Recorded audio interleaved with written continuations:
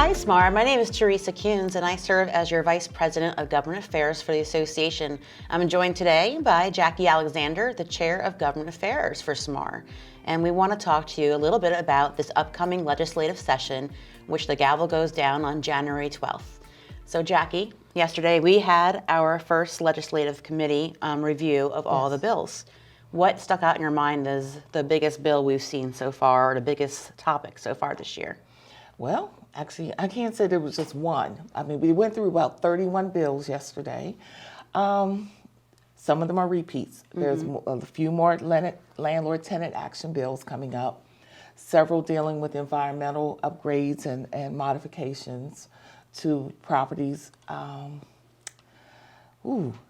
Quite a few things that have big costs associated with it.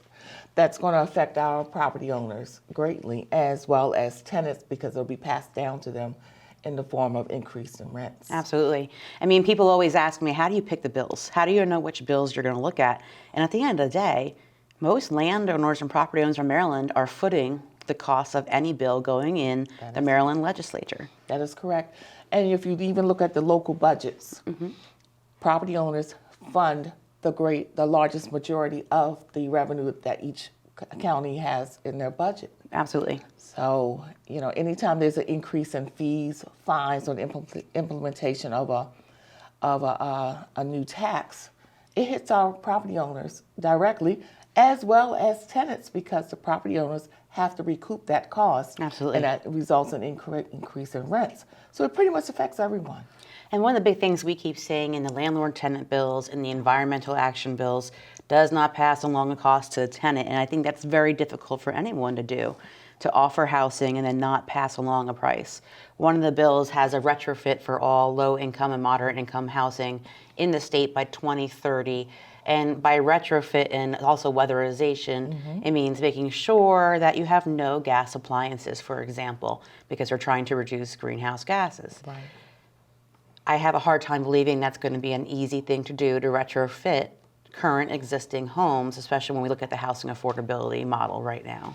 That is correct. It's not easy to basically just shut off the gas. It's not a matter of just turning the switch. You literally have to disconnect that gas line to that property. You have to buy all new appliances. And right now, they're already predicting it's going to be several years before our supply chain is back in order. So it's going to be a long time to find It's a great point. lots of electronic appliances. And I'll tell you, last week's snow, I didn't have power for 2 days.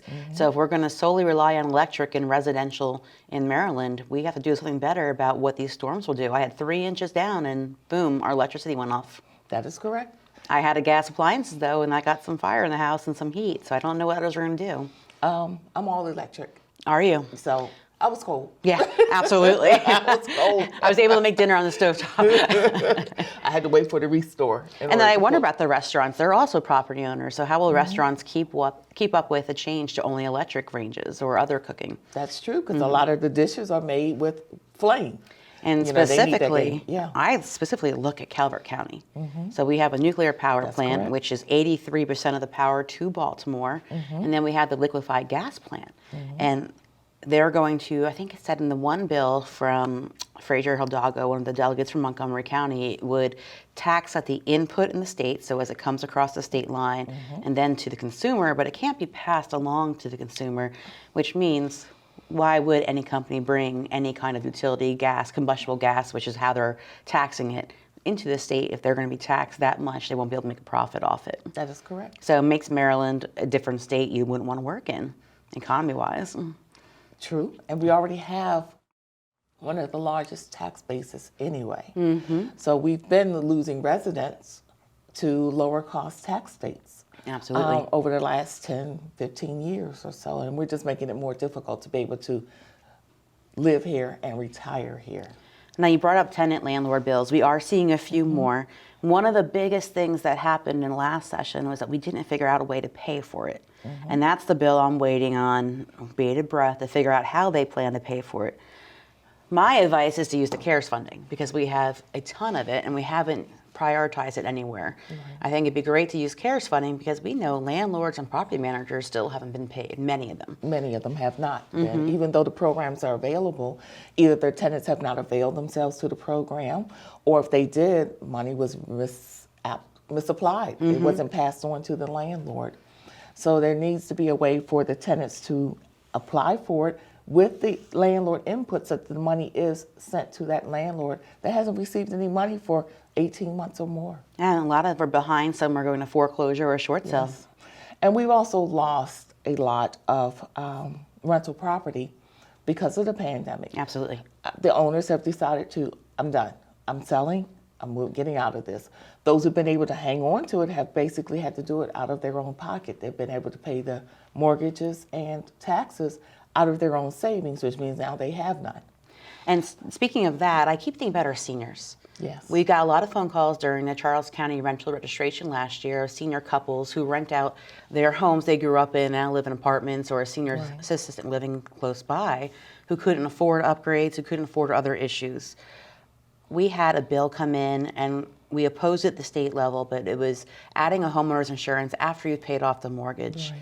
And that bill is something that we understand the reason and the merit behind it, but we look at seniors or people of the low income or moderate income who can't afford extra daily costs of an insurance after they've paid their mortgage off. That's correct. And that's one of the things that we have to look at this session. So we have a lot of fun to talk about. We also have redistricting, which will change Southern Maryland's delegation just a little bit. A little bit, yeah. So we have two maps right now, and one looks about the same. Charles will probably gain a full another delegate based on its population growth. That's correct. Calvert could have its own 2 delegates, but right now it's split into, I think, 3 delegates and 2 senators, and of all those, only 1 is a full Calvert County representative. So we have some changes with that. And the other big bill we're going to see this year, and people are going to say, what does it have to do with real estate? Marijuana. So I think this is actually kind of exciting. Marijuana legalization will likely be on your ballot in November. Right. So what does that have to do with real estate? Zoning laws. Laws have to change. Land use, we're going to have to change, and growth and security and safety. Where can it go? How will it be managed? So it's all new stuff. And don't forget, marijuana, the entire industry is cash only. Right. So we actually had our Government Affairs Director Institute in Denver this year where they have it legalized. And they have seen income from the industry, but they have not seen what they expected because it's cash only. You're going off the word of mouth. You're not going off actual transactions. Right. So it's a very curious industry how it works. True. And like I said, with other states, I mean, I happen to, for example, I happen to look in South Carolina. They have some requirements as far as the amount of land. You have to have a minimum of 5 to 10 acres. It has to have security. It has to have, borders. It has to have reporting requirements as far as what's being grown, who's monitoring it, et cetera. I just don't see it happening quickly here. I agree with that. Referendum is one thing, but the laws that go with it and the safeguards are also going to take several years. That's correct. Well, I think we covered a good kickoff for this year's session. We go for 90 days. It ends on Sine Die. I think it's April 12th. It's a Monday. Right. And I look forward to the next 90 days working together. So do I. Thank you. Thank you for coming in today. Thanks, Teresa.